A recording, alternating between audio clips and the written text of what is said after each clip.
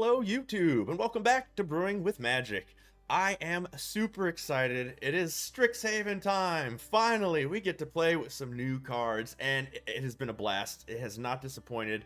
The set is nowhere near as strong as a lot of the sets that have come out recently. In fact, I'd say this is the weakest standard set out there at the moment, but there are cards that make a lot of these decks a whole lot more fun, and so that's a blast. Some of them are powerful, so they are making decks more powerful, and I see a future, and that's one thing I like. And what do I mean by that? I mean, as soon as we lose Eldraine and all those adventure cards, I think this set and a lot of the cards from the last few sets are really going to get a lot stronger. So having fun now, and I see a lot of fun in the future to come, so that's really cool. So the first deck we have chosen to bring you is our Strixhaven Winota deck.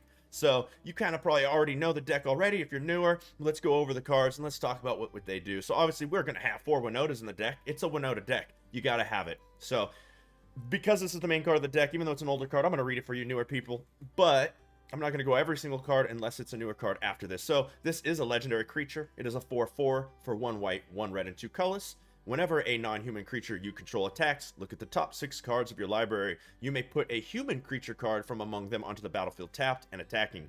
It gains indestructible until end of turn. Put the rest of the cards on the bottom of your library in any order.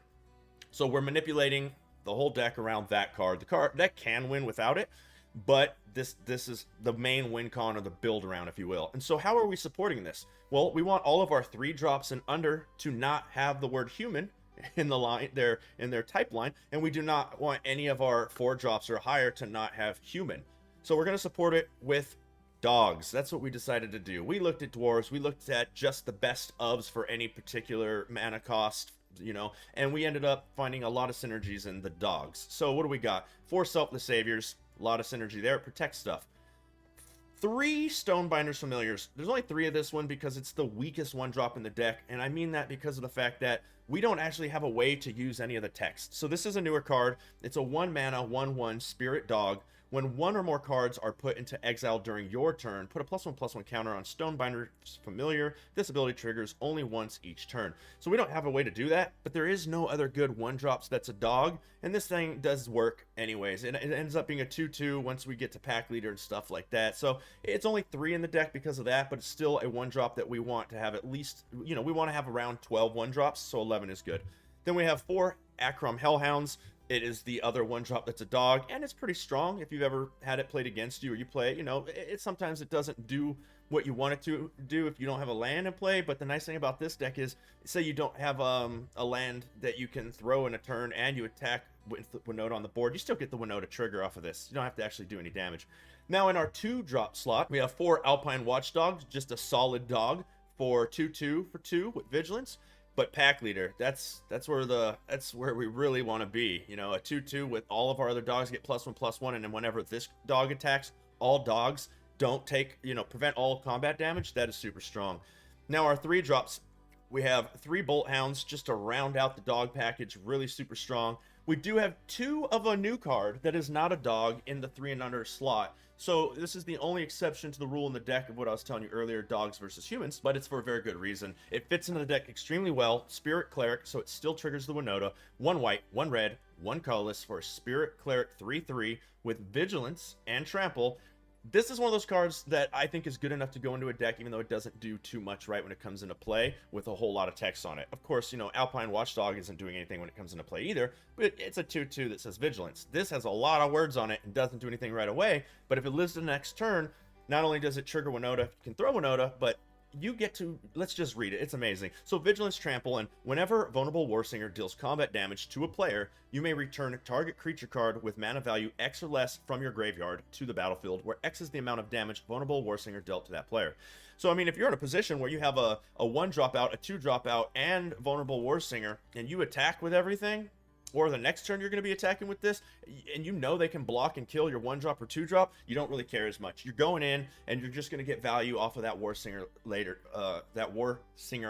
So that's a really good synergy in the deck. Now, we have our 4 and above costs. We don't really ever want to throw these from our hand.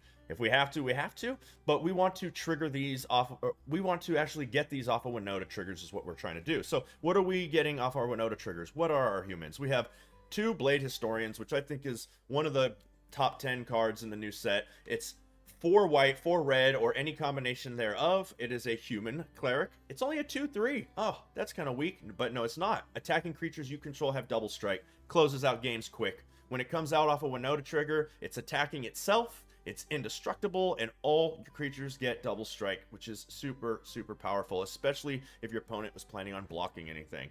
Then we have 1 Haktos, because you got to if you're playing this deck.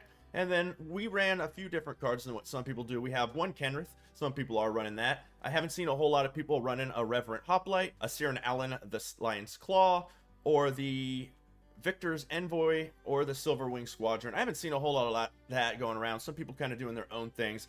But that is the package that we went with, just to get all kinds of different, you know, value off of Winota, all kinds of different abilities and things you can do off of the Winota. So really fun. And then our lands are 8 plains, 8 mountains, the 4 pathways, and 4 of the brand new Furry Calm Snarls. And just in case you don't remember what the Snarls do, all you have to do for them to come into play untapped is reveal a mountain or plains from your hand, and it comes into play untapped. Otherwise, it just comes into play tapped. So the deck's pretty straightforward. You're trying to throw 1s into 2s into 3s as fast as you can, or throw any, you know, every turn you're just trying to throw down a dog or the spirit cleric as best you can. Don't attack into things where you're going to lose creatures unless you're getting them back with the Warsinger, you know, but otherwise be attacking every turn. Get to that Winota, attack with everything, trigger it, find the creatures that give you all kinds of value, and just close out the game. So it works really, really well. Let me show you that. But before we get into that, really quick, give the video a like, subscribe to the channel. Starting next week, we are going to be opening up the Discord to our subscribers, so be part of the Brew crew and go ahead and subscribe now super fast. It means a whole lot to us over here. Leave a comment down below letting us know what you think of the channel or anything that you'd like to see. And without further ado, let's get into that gameplay. Hello, Miles. Miles, almost into diamond. We go first. We'll keep our hand. It's perfect. We got to turn 1, 2, 3 into Winota. We just need to draw a land. We start with we start with the Snarl. We'll show them that mountain, and we'll throw ourselves an Acrom Hellhound. Get her done. And we got our pack leader to back it up. What do they got? Are they another rogue deck? Probably. We've seen a lot of. No. Okay. Okay. So let's go ahead and throw that out. Like we said, throw ourselves a pack leader. And we'll swing in for 3 with that there Hellhound. It's fine. You make yourself a 5/5 next turn, or whenever you can make it. Our things are indestructible at the moment. Another swamp and a pass from the opponent. So we'll throw this out on white, and we will throw. I don't know what they're gonna do, but I don't think we need to actually throw this till after attack phase. So now they're indestructible till end of turn, so they messed up there. Oh, I always think that because of how it works. Never mind, they're not indestructible. I knew that. Now we'll throw the Venerable Warsinger. So they have to make a decision if they do have a kill spell at the end of their turn. Unless they are a rogue deck and they just happen to be playing the Vessel. I'm confused. Whoa, I think they should have cast that. Maybe they should have used that. Oh, but combat damage. See, the pack leader worked. Hateful Eidolon. And this is where they may concede, or we may never even get Winota. A Winota may never actually get to attack phase. Yeah, they have a removal. No, they don't. Kubike. Let's fight. Opponent goes first. We have 2 lands, a whole bunch of 1-drops, and a decent 3-drop, and another. Yeah, we'll keep it. We'll keep it. We'll see if we can get something to happen out of this. Let's see if we draw well. They go land, pass. We'll throw out the land, and we'll get a Selfless Savior out there to start protecting things. There you go, second land, blue, and Foretell. So we're probably playing against a, oh, is it? Like, I haven't seen the Izzet deck in a minute. But we'll throw the pack leader, pass. Next turn we have the plains for the Venerable Warsinger. That's good. This is either a counter spell or what? Into the, yeah, the one that lets them scry 2, draw 2.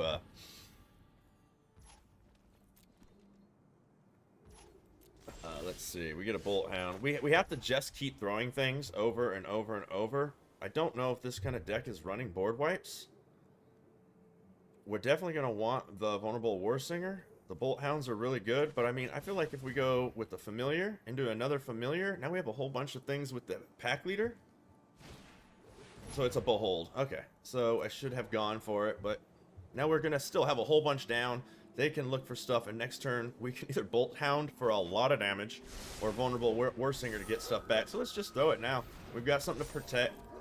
We'll swing in. We get the trigger. We're all not taking combat damage. They didn't have any creatures. Let's see what they got for us. They could wipe our board, but we could save one thing with the Selfless Savior, which would be the pack leader.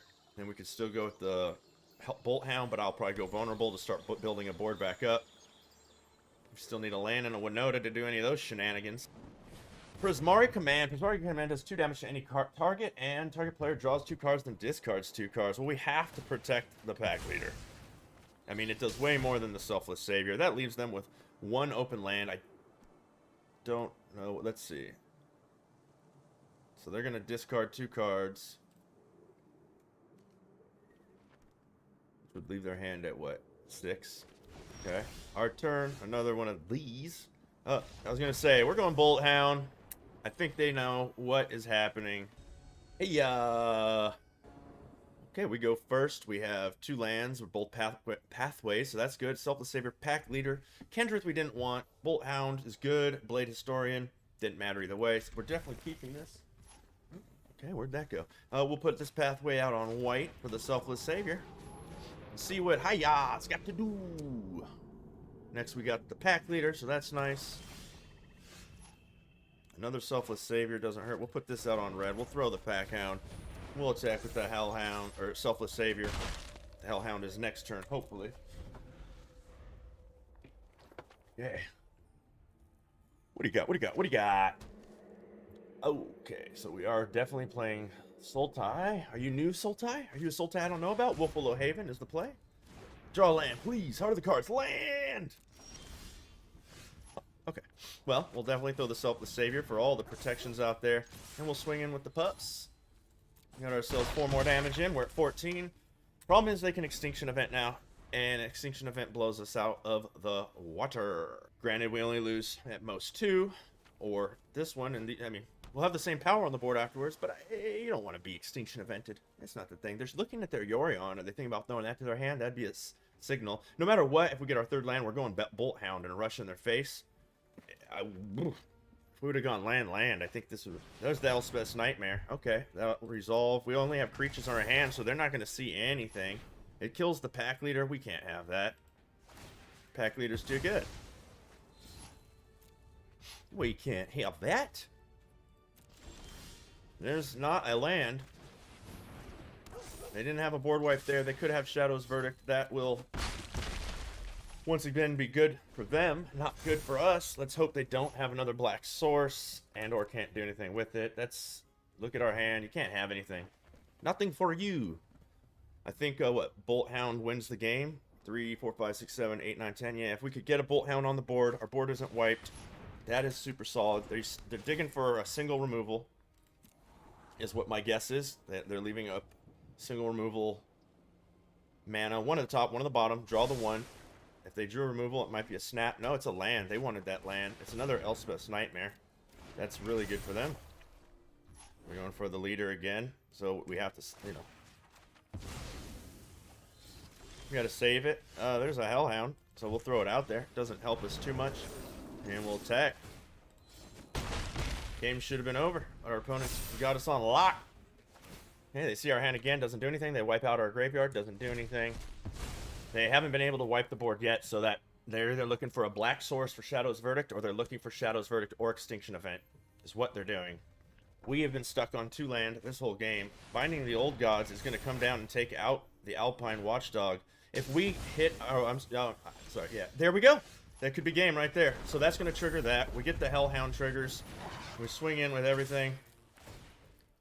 Woo! We just needed that land. Good game. Got him. Woo! Hello, Tenbra. We go first. We have a Hellhound, a Watchdog, a Hellhound, a Warsinger, a Winota. All we need is 1 or 2 more lands, at least 1 more, and we're going through 3. 2 more. Yeah, this is a great hand. We'll start with the Mountain into the Hellhound. This is a great hand. And then we'll go Pathway into Watchdog, hopefully. Because I say hopefully because they might just... We're going in the Watchdog, but this might just be dead. That's what I mean. Nowadays, removal, people are just killing everything as soon as they can. See? Snow-covered mountain. Kill it! Frostbite! Get it!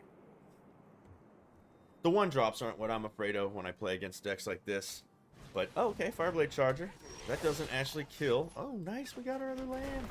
That won't actually kill the Hellhound or the Watchdog if they block. So that is really good for us. Super strong. And we're about to have the Venerable Warsinger out, which... As long as they don't have a 3... If they have Frostbites, which I'm sure they do, they can kill it. But that would be... You know, that's just the game. And then we can go... Yeah, 1 more land. We go... We've got a great hand right now. Things are really cracking off, is my point.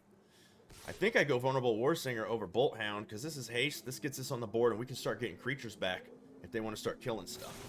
There's the Frostbite. Okay, so hopefully I don't have another one. We baited out a Frostbite. Didn't even try to bait it. They just... People, that's an instant, and we weren't going to block. I don't know if that's a play I would have made. So the deck actually runs equal amounts of lands, so this just can go. It doesn't really matter. We'll put it on. We have more white in our hand. I don't think we do. It's even. It's actually split. So we get the Hellhound trigger, and we're going to get the Venerable Warsinger out. Okay. Okay, there's the Frostbite. That's 2 Frostbites. They are making moves that are not great for them. We'll go Venerable Warsinger. Now when we hit them, we get to bring things back. Now, if they have a 3rd Frostbite, I mean, what are you going to do? What they've seen 10 cards, and to have 3 of a card you have 4 of in your deck, can't play around that. You just can't. We were going to play the Venerable Warsinger probably anyways. If they swing, no, we're not blocking, because that gives them stomp. No blocks. We don't need to get stomped. If they throw out another land and go Bone Crush, okay, they don't. We don't get another land, so we cannot go Winota. So we'll go Bolt Hound.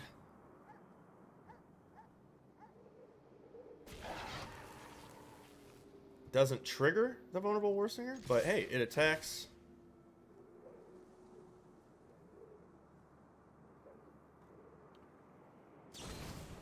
They have a Bone Crusher for that, that's fine. We hit them for 3. What do we want back?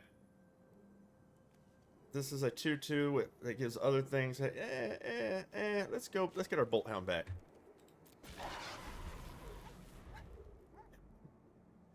That's cool. Fireblade Charger. Okay. Yes.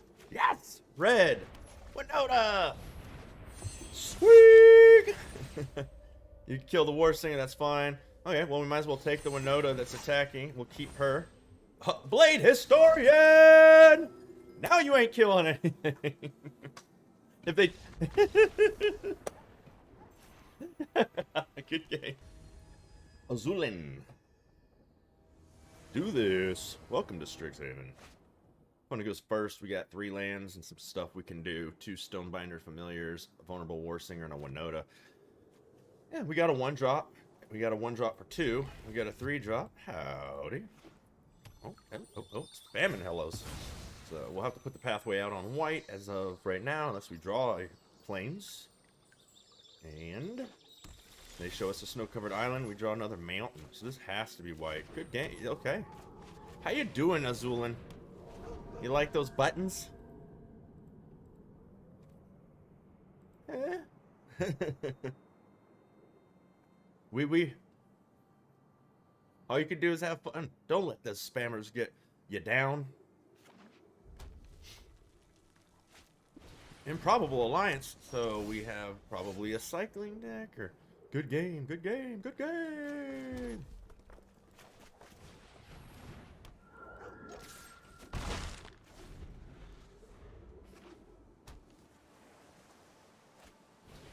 Fairies, tutelages. Yes, you're going to be drawing many cards. Yeah, they're going to just draw a whole bunch of cards in a second, create a 1/1, but when they draw, they'll probably be able to draw a bunch. We'll have to mill. Yep. Okay, well, there's another white source for us. If they're going to be milling us, I guess it's good that we have a Venerable Warsinger out here. And then, no attacks. I'm going to save it for next turn with the Winota. Hopefully the Winota happens. If they're holding up a counter spell, we're just not going to get her. We're not going to get any value out of this. I'm hoping they have draw spells.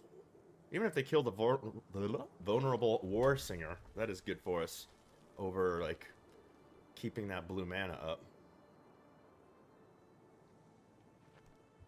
So what do we got here? We got a Winota in the graveyard, so we can't get Winota. What are you saving 1 blue manners for? Rowan, what do you do? 1 damage to each opponent. This will give me a chance to test my... Oh, okay. I'll win by blade or by bolt. Okay, I think this is good for us. Another Winota is not my favorite thing, but let's slam this Winota down. You don't have a counter spell for 1 blue. You might be able to bounce one of my creatures. That's about it. Let's swing in. What do you got over here? -4, you get an emblem. We can afford to take 3 damage. Let's swing at the face this turn. Let's see what we get. I mean, we got these triggers, even if you can do something. Okay. So this trigger, oh wow, view battlefield. I mean, I think we have to go with the Blade Historian, because we only have 2 in the deck. It's too bad we're missing that. But we'll go with the Blade Historian.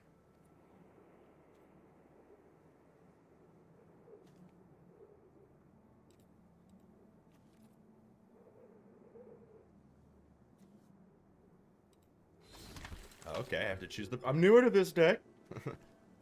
Beginning of each upkeep, when it enters the battlefield, create a 1/1 creature token equal to your devotion to white. What is our devotion to white right now? 1, 2, 3, 4. Oh, okay. Let's grab you. Let's attack this away. And we whiff on that one. That's okay. 8/1/1's a double strike. Boom! Okay, ladies and gentlemen, that's going to do it for our Strixhaven version of Winota.